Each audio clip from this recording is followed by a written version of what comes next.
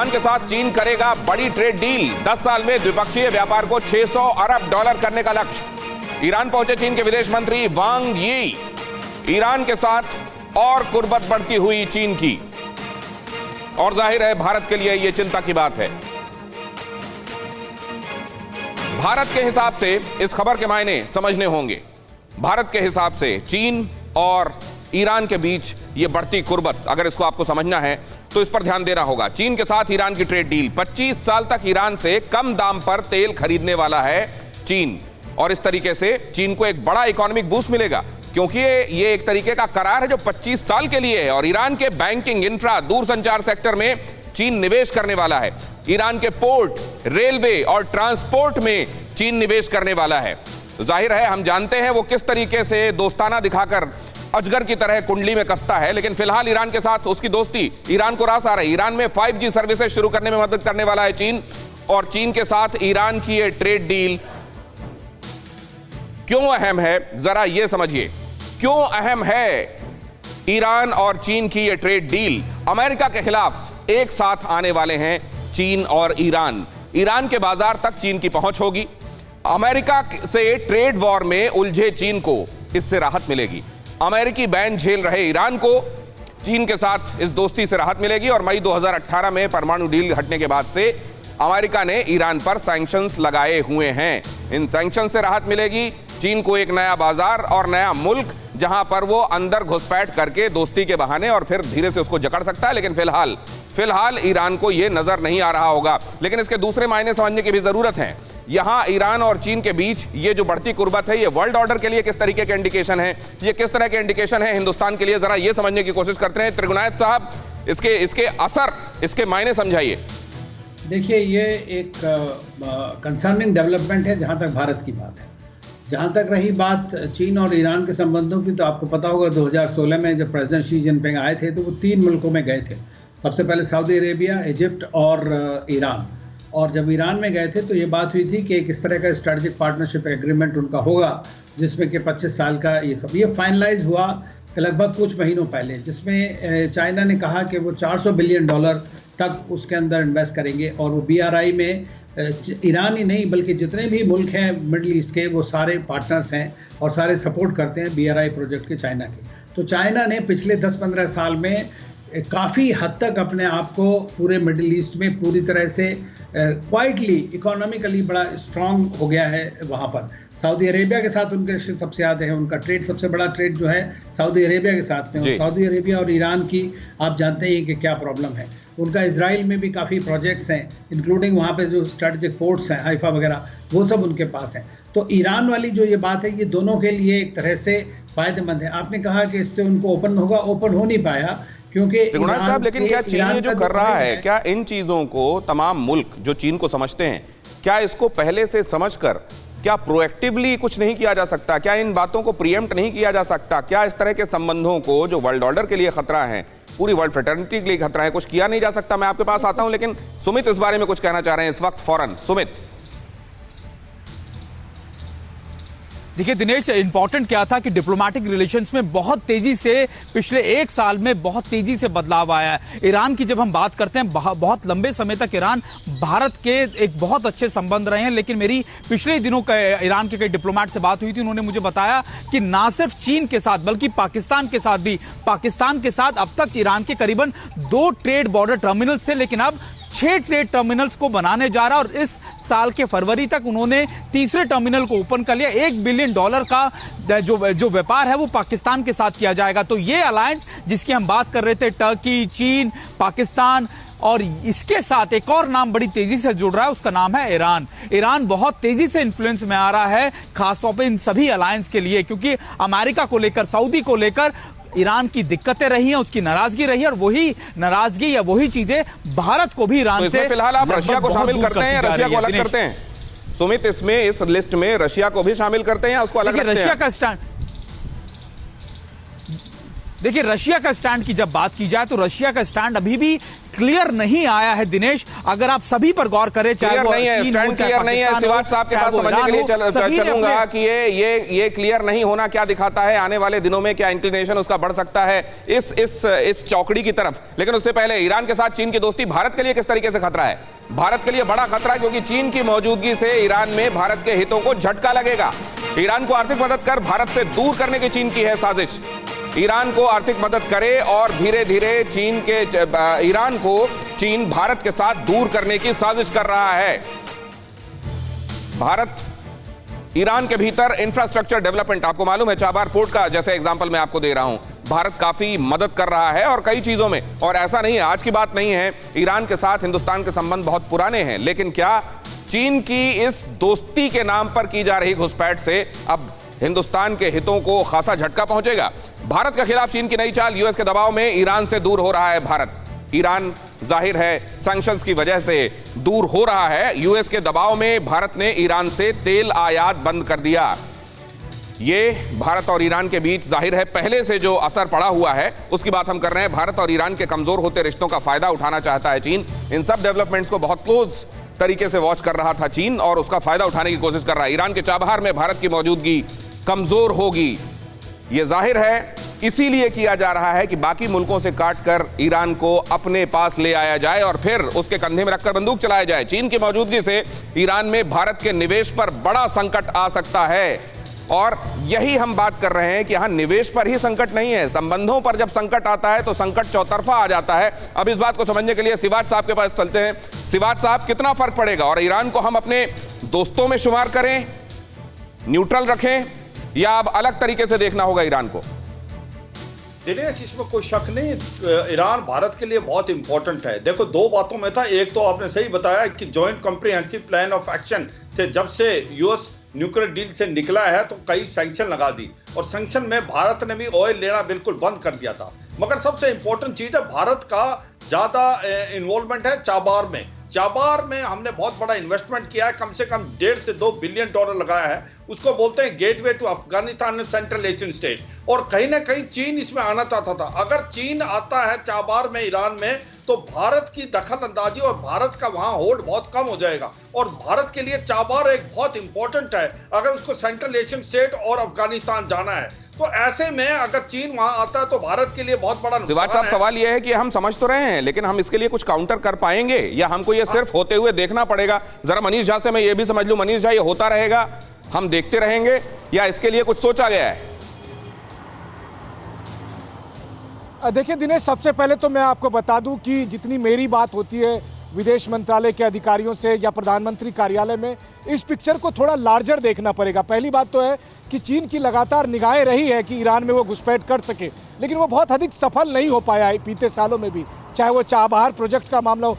उसकी वजह यह है कि चीन और ईरान के बीच एक कॉमन क्या कंसर्न हो सकता है, ये कॉमन कनेक्शन क्या हो सकता है? ना संस्कृति का है, ना लैंग्वेज का है, ना किसी भी तरह का नहीं है। वो बस केवल यही सोचता है कि दुश्मन का दुश्मन दोस्त होगा, इसीलिए ईरान और चीन की दोस्ती हो सकती है, जो संभव नहीं है। आप देखिए, आज की तारीख में भारत और ईरान के इतने मजबूत संबंध हैं, क्योंकि ईरान यहाँ से देखता है कि जब दुनिया में कोई भी देश साथ नहीं दे रहा था, तब भी उन सैंक्शंस के बावजूद भारत साथ दे रहा था। और इसका असर इतना ही देखिए कि पिछले दिनों आपको याद होगा कि दिल्ली में इजरायल एम्बेसी के पास एक धमाका हुआ, जो इजरायल हर बात पर ईरान को ब्लेम करता है, लेकिन भारत और ईरान के रिश्ते को देखते हुए उसने पहली बार ईरान पर ब्लेम नहीं किया था। ये बात है भारत और ईरान की दोस्ती को। और यही तीसरी बात जो आती है कि देखिए, हमारा सऊदी अरब से भी अच्छे संबंध है, ईरान से भी है, हमारा इजरायल से भी अच्छे संबंध है, सऊदी अरब से भी अच्छे संबंध है। अब ऐसी स्थिति में आप इसके ठीक उलट देखिए, चीन इसलिए ये सब कुछ कर रहा है क्योंकि चीन को सो कॉल्ड एक सीपेक निकालना है, जो चाइना पाकिस्तान इकोनॉमिक कॉरिडोर है, उसका एक बड़ा हिस्सा है जहां पर ईरान का नियंत्रण है। ईरान चाहे तो उसको डिस्टर्ब कर सकता है। मनीष झा, मैं वही समझना चाह रहा हूं, ये बात तो है, लेकिन ये जो आप फैक्ट्स बता रहे हैं, ये जो लार्जर पर्सपेक्टिव आप बता रहे हैं, क्या आने वाले दिनों में भी ये कायम रहेगा या हम अपने आंखों के सामने इसको विदर होते हुए देखेंगे अपनी फ्रेंडशिप को? ये आगे मैं आपसे समझूंगा, लेकिन उससे पहले आपको ये बता दूं कि उइगर मुसलमानों के मुद्दे पर ब्रिटेन से चिढ़ा हुआ है चीन। ब्रिटेन के 5 सांसदों और 4 संगठनों पर लगाया है बैन। उइगरों के मानवाधिकार उल्लंघन के मामले में चीन ब्रिटेन में बढ़ा है तनाव। ब्रिटेन ने भी चीन के अधिकारियों पर लगाया था बैन। और ये लगातार चल रहा है। आप देख रहे हैं ब्रिटेन के और चीन के बीच में ये तनाव, हांगकांग से लेकर उइगर मुसलमानों तक ये मामला, ये तनाव लगातार बढ़ता हुआ चला जा रहा है। सिवाज साहब इस बारे में हमें और ज्यादा जानकारी देंगे। सिवाज साहब, ये पोस्चरिंग है या उसके बियॉन्ड इसका कुछ मतलब देखा जाना चाहिए? देखो, इसके मतलब काफ़ी है। देखो, जो जैसे विगर मुसलमान हैं उनकी हालात बहुत ख़राब है, और आज इंग्लैंड जो है यूके अलग आके दूसरे यूरोपियन कंट्री के साथ, यूएस के साथ इसके ऊपर आवाज़ उठाने लगा है। और काफ़ी टाइम तक वर्ल्ड में लोग चुप थे कि विगर मुसलमानों को जिस प्रकार से चीन ट्रीट करता था, कंसंट्रेशन कैंप में डालता था और उनको एक प्रकार सेकंड क्लास सिटीजन करता था, और औरतों का एक प्रकार का स्टरलाइजेशन की थी। मगर अब वो समय खत्म हो गया। अभी यूरोप की कंट्री, यूएस भी और बाकी यूके भी इसके सामने आ गया, क्योंकि ये उन्होंने देखा कि यही नहीं, जिस प्रकार से चीन ने किया है आपका हांगकांग के अंदर, प्रॉमिस किया था 50 साल तक ना रूल चेंज नहीं करेगा, मगर चेंज कर दिए उसने। और वो पहले बोला था कि एक स्टेट दो रूल होंगे, मगर जिस प्रकार से न्यू सिक्योरिटी लॉ लाया है वो भी बहुत बड़ा खतरा है पूरे वर्ल्ड की डेमोक्रेसी के लिए। तो ऐसा लगता है कि अभी काफी देश हैं जो कि चीन के अगेंस्ट आ गए हैं, जिस प्रकार से काफी देश हैं चीन के अगेंस्ट आ गए हैं। लेकिन क्या उनके अगेंस्ट खड़े हो जाने से बाहर चीजें होंगी? क्योंकि चीन इससे घबराता हुआ, चीन इससे कुछ उसको फर्क पड़ता हुआ नजर आ नहीं रहा है। सर त्रिगुणाय साहब, मैं आपसे समझूंगा, लेकिन उससे पहले ताइवान को डराने के लिए चीन का बड़ा एक्शन। चीन के परमाणु बॉम्बर समेत 20 फाइटर जेट्स ताइवान में घुसे। चीनी फाइटर की घुसपैठ से हरकत में आई ताइवान की सेना। चीन के खिलाफ ताइवान ने किलर मिसाइलों को तैनात किया, और यह पहली बार है कि इतनी बड़ी तादाद में फाइटर जेट्स ने घुसपैठ की है ताइवान की वायु सीमा के अंदर। आइए आपको जरा दिखाते हैं किस तरीके से ताइवान के एयर डिफेंस जोन के भीतर जाकर इन फाइटर जेट्स ने घुसपैठ की है, और बदले में ताइवान ने अपनी किलर मिसाइल्स डिप्लॉय की हैं। लेकिन सवाल यह है कि यह पहली बार नहीं है, हर बार इसी तरीके से घुड़की देकर फाइटर जेट्स चीन के ताइवान को घुड़की देकर वापस खदेड़े जाते हैं। लेकिन इस बार यह हिमाकत और बड़ी करके दिखाई गई है, क्योंकि फाइटर जेट्स की तादाद जो वहां तक पहुंचे वो काफी ज्यादा थी। इधर आप देख रहे हैं वो वीडियो जिसमें आपको वो फाइटर जेट्स दिखाई दे रहे हैं, और यहां आप देख रहे हैं वो इंफॉर्मेशन। ताइवान ने अमेरिका से रक्षा समझौता किया, इस बात से भी चिढ़ा हुआ है। चीन के कोस्ट गार्ड को चुनौती देने के लिए यह किया गया था। अमेरिका ताइवान समझौते से चीन खासा नाराज है। चीन ये कह रहा है कि ताइवान के मसले में अमेरिका की दखल हद से ज्यादा बढ़ती जा रही है, और यह संदेश देने के लिए कि ताइवान को इस बारे में कुछ करना चाहिए और इसको आगे नहीं बढ़ने देना चाहिए। ताइवान को ये धमकियां दी जा रही हैं इस तरीके की घुसपैठ के जरिए। असल में ये जो मैसेज है वो ताइवान के लिए है। अमेरिका के साथ ताइवान के मजबूत रिश्ते से चीन नाराज है, और इसलिए इस तरीके की हरकतें हम लगातार होते हुए देख रहे हैं। इससे पहले कि हम आगे बढ़ें, आपको यह अहम खबर भी बता दें, बांग्लादेश में पीएम मोदी ने एक तीर से कई शिकार किए हैं। ढाका में पीएम ने की बंग बंधु शेख मुजीबुर रहमान की तारीफ। बांग्लादेश को पाक सेना से मिले जख्मों का पीएम मोदी ने किया जिक्र। पाकिस्तान सेना के जघन्य अपराधों और अत्याचारों की तस्वीरें विचलित करने वाली हैं, पीएम मोदी ने कहा।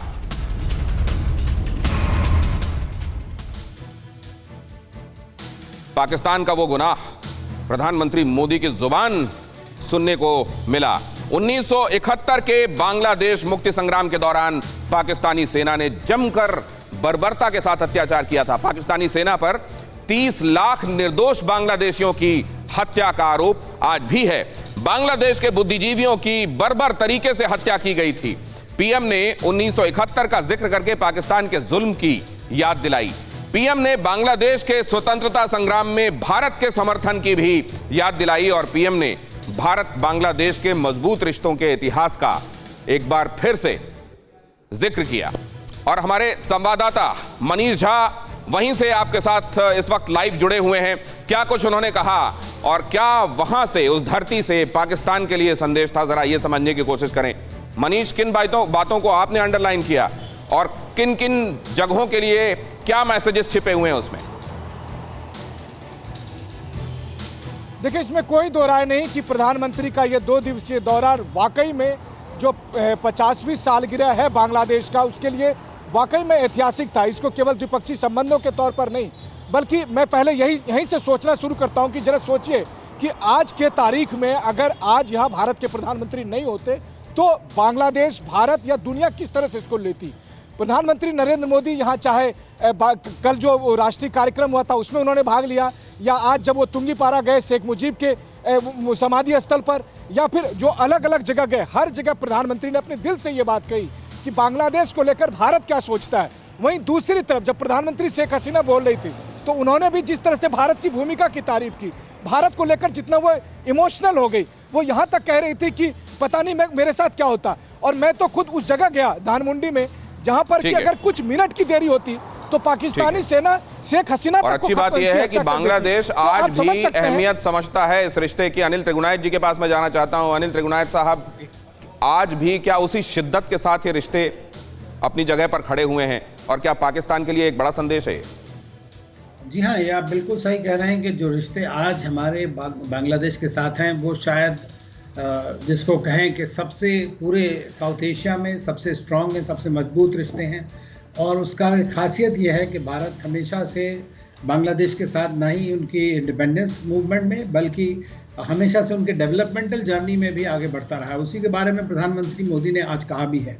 और पिछले आप देखें तो 50 सालों को तो है ही, उस बीच में दूसरी गवर्नमेंट्स भी आई और उन्होंने थोड़ा एंटी इंडिया स्टांस भी लिया। लेकिन पिछले अगर 12-13 सालों में अगर आप देखें, जब से शेख हसीना ने बनी है प्राइम मिनिस्टर, तो उन्होंने बड़ी पूरी कोशिश की है कि भारत के साथ रिश्ते आगे बढ़ते जाएं। और अभी हमारे जो रिश्ते हैं वो कनेक्टिविटी हो या P2P कनेक्ट हो या हमारे डिफेंस सिक्योरिटी में हो या कैपेसिटी बिल्डिंग के एरिया में हो या ट्रेड इन्वेस्टमेंट में हो, हर चीज़ में जिस तरह भी अगर आप देखें तो रिश्तों में ऊपर की तरफ भी बढ़े हैं। दूसरी चीज़ ये है कि बांग्लादेश खुद इतनी तरक्की कर गया है कि इस वक्त साउथ एशिया में ये एक तरह से इनका मुकाम हासिल किया है उन्होंने, और ये एक बात जो है फेलिसिटेट करने की है उनको। दूसरी चीज़ अगर आप देखें तो पिछले 50 साल में पाकिस्तान का क्या हाल हुआ है, 25 जब से बांग्लादेश बना है तब से आप अगर देखें तो पाकिस्तान और बांग्लादेश को कंपेयर कर लीजिए, दोनों मुल्क कहाँ, तो बांग्लादेश कहाँ है और पाकिस्तान कहाँ है? जरा मैं सुमित चौधरी से इस बात को बहुत जल्दी से समझना चाहता हूं। सुमित, ये जो बात कही गई, बीच में ये कहा जा रहा था कि CAA के बाद कहीं थोड़ा बहुत फर्क, मनीष, लेकिन हमारे साथ अभी सुमित नहीं है, सिवाज साहब की तरफ में सवाल ले जा रहा हूं। सिवाज साहब, जो बीच में कहा जा रहा था कि CAA के बाद कहीं पर बांग्लादेश में एक तबके ने इसको दूसरे तरीके से देखा, आपको लगता है वो सब अब धुआं हो चुका है और रिश्ते फिर से उतने ही प्रगाढ़ और उसी तरह मजबूत हैं?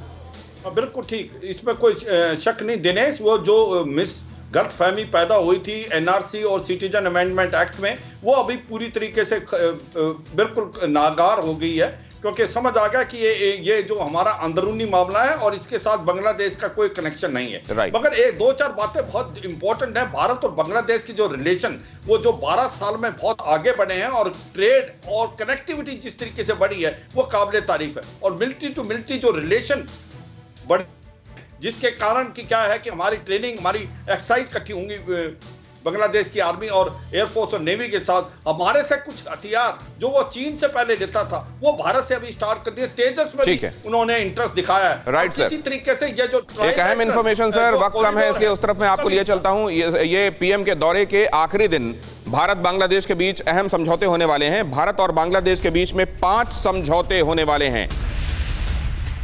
ट्रेड और कनेक्टिविटी को लेकर समझौता होने वाला है। आपदा प्रबंधन को लेकर भी भारत और बांग्लादेश के बीच में समझौते होंगे। दोनों देशों के बीच में पैसेंजर ट्रेन को लेकर भी बड़ा ऐलान हो सकता है। किन किन सेक्टर्स में क्या डील होने वाली है वो आपको बताते हैं।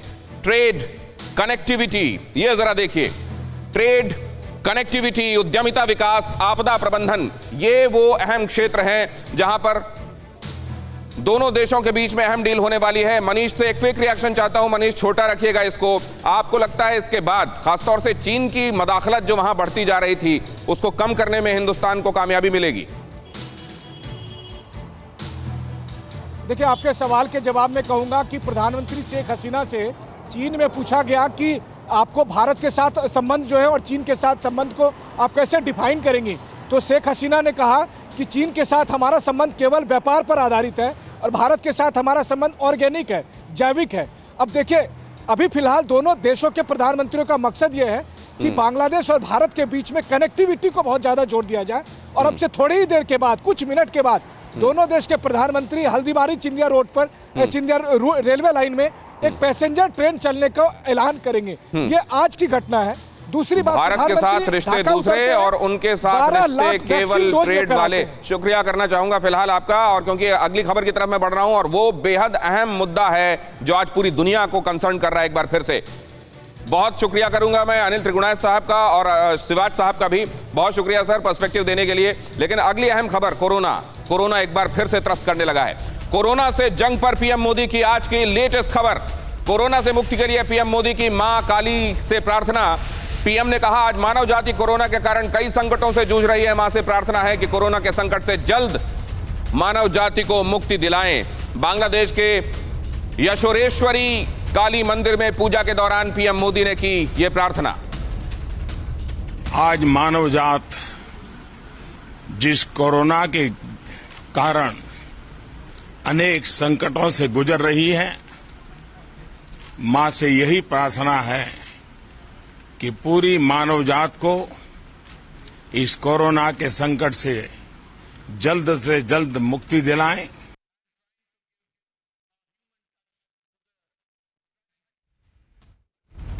देश में कोरोना ने तोड़ा साल का सबसे बड़ा रिकॉर्ड। 24 घंटे में 62,258 नए केसेस सामने आए। 291 लोगों की मौत हुई। देश में कुल एक्टिव केस 4.5 लाख के पार।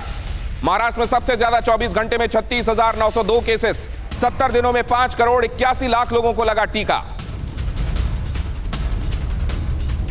इससे जुड़े कुछ खास तथ्य जो इस वक्त आपको जरूर पता होने चाहिए, जरा यहां देखिए। कोरोना किस कदर एक बार फिर से डराने लगा है। यहां अगर आप देखें तारीख 20 मार्च, 21, 22, 23, 24, 25 और 26, इस पर निगाह रखिए और एक्टिव केसेस की संख्या पर निगाह रखिए।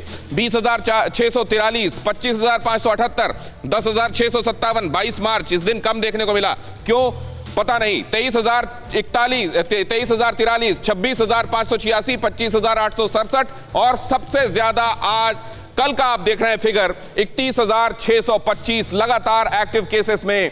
भारत में 7 दिनों में तेजी से एक्टिव केसेस में इजाफा हुआ है। शायद ये इस वजह से भी है कि टीका लगने के साथ एक बार फिर से लोगों को यह लगने लगा कि शायद कोरोना पर विजय पा ली गई है। हमारे साथ खास मेहमान जुड़ रहे हैं, doctor BL Sherwal, health expert, उनके साथ हम बातचीत करेंगे। और इसके अलावा हमारे संवाददाता हमारे साथ जुड़ रहे हैं, मनीष यादव जुड़ रहे हैं लखनऊ से, अश्विनी पांडे मुंबई से हम तक जानकारी पहुंचा रहे हैं, मोहित मल्होत्रा पंजाब से जुड़ रहे हैं, पीयूष पांडे दिल्ली से हम तक जानकारी पहुंचा रहे हैं।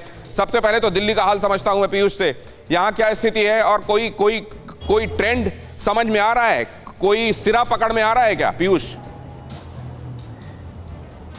देखिए, यूके, ब्राज़ील और दक्षिण अफ्रीका का जो वेरिएंट आया है उसने सरकार के माथे पर शिकन ला दी है। सबसे बड़ी बात यह है कि महाराष्ट्र में जिस कदर से तेज़ी आई है कोरोना के फैलने की, और उसके अलावा कर्नाटक में, पंजाब में, जो कुल 6 राज्य हैं वहाँ पर बहुत तेज़ी आई है। दिल्ली में भी उतनी तेज़ी नहीं दिखी है, लेकिन दिल्ली सरकार ने और केंद्र सरकार ने यहाँ पर बहुत तेज़ी से जो कदम उठाए जा सकते थे उनको उठा लिया है। कंटेनमेंट जो जोन बनाए जा रहे थे वो बनाए गए हैं। उसके अलावा लोगों को आगाह किया जा रहा है कि वो लापरवाह ना हो और सोशल त्योहार के दिनों में कैसे लोगों को, और क्योंकि ये गाइडलाइंस तो जारी कर दी गई हैं, लेकिन लोग क्या ये मानेंगे? लखनऊ चलते हैं, उमेश पाठक हमारे साथ जुड़े हुए हैं। उमेश, जरा समझाइए, आपकी रिपोर्ट्स हम देख रहे हैं, कैसे ताकीद की है सरकार ने, लोगों को ये बताया भी है, इसके लिए गाइडलाइंस भी जारी हुई हैं। लोगों से बातचीत में क्या लग रहा है, वो समझ रहे हैं मामले की गंभीरता को? देखिए दिनेश, मैं आपको बताना चाहूँगा कि उत्तर प्रदेश एक बड़ी संख्या वाला प्रदेश है। ऐसे में चिंताएं बढ़ जाती हैं। जिस तरीके से मामले एक बार फिर से कोरोना संक्रमण के सामने आ रहे हैं, पिछले 24 घंटों की अगर बात की जाए तो 1032 मामले सामने आए हैं।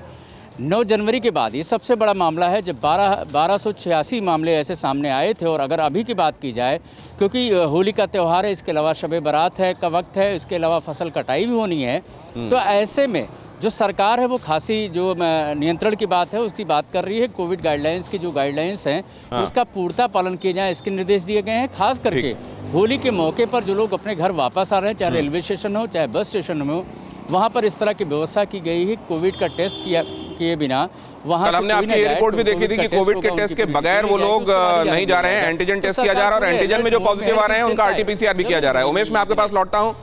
मोहित मल्होत्रा, पंजाब में भी बहुत तेजी से स्प्रेड हो रहा है ये, अभी क्या स्थिति है वहां और जो उपाय किए जा रहे हैं, क्या उससे अंकुश लगाने में मदद मिल रही है मोहित?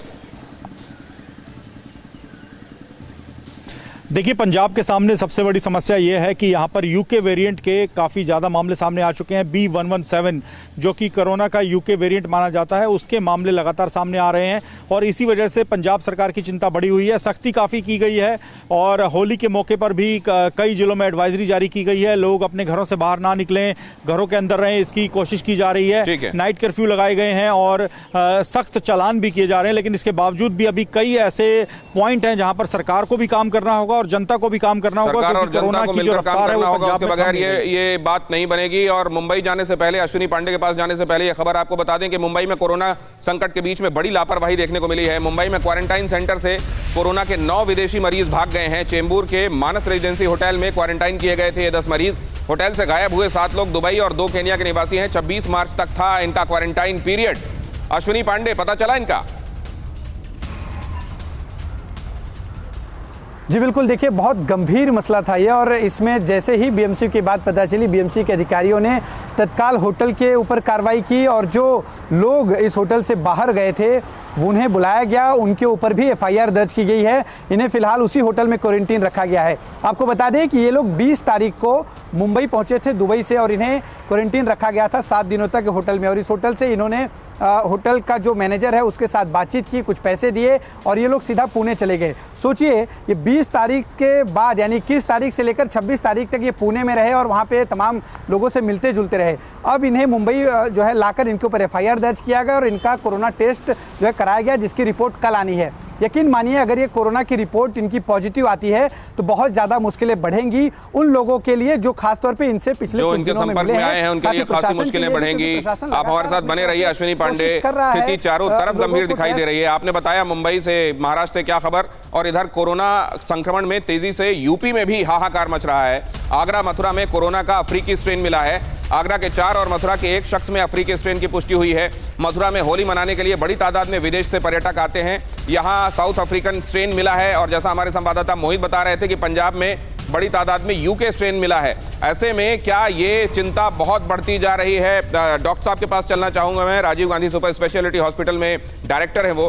डॉक्टर साहब, ये अभी इस समय किन बातों से हिम्मत मिलती है? चिंता तो हम देख रहे हैं चारों तरफ।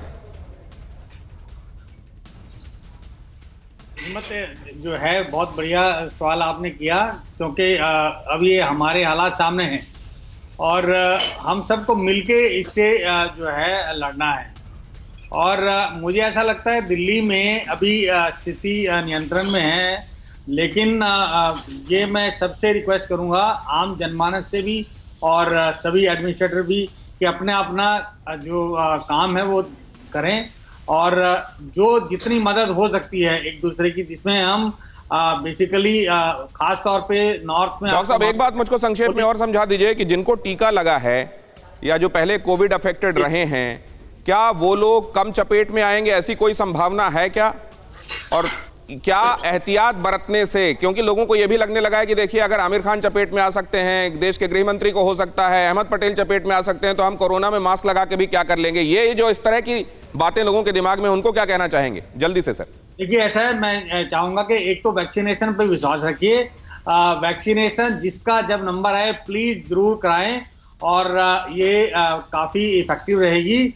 और जो कुछ एक ऐसे केसेज आ रहे हैं कि वैक्सीन वालों को भी इन्फेक्शन हुआ है, लेकिन ये मान के चलिए कि अगर उनको होता है तो वो माइल्ड इन्फेक्शन होगा, मॉर्टलिटी या स्पीयर इन्फेक्शन नहीं होगा और उससे चांसेस हैं। तो ये बहुत बड़ी बात कर रहे हैं डॉक्टर शेरवाल की, वो बातें जो ऑथेंटिक हैं, जो एक्सपर्ट्स के माध्यम से आधिकारिक रूप से आप तक पहुंच रही हैं, उस पर भरोसा कीजिए। और वो बातें जो आपके पास तमाम दूसरे माध्यमों से, मतलब व्हाट्सएप या कहीं सुनी के जरिए पहुंच रहे हैं, उन पर एतबार मत कीजिए। और ये अहम खबर सुन लीजिए, ब्राजील में कोरोना ने तोड़े मौत के सारे रिकॉर्ड।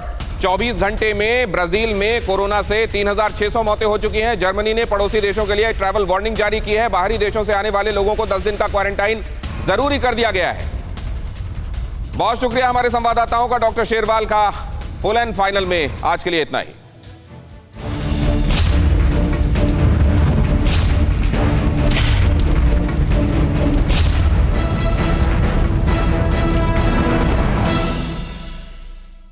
फिक्र आपकी, सोमवार से शुक्रवार रात 9 बजे सिर्फ TV9 भारतवर्ष पर।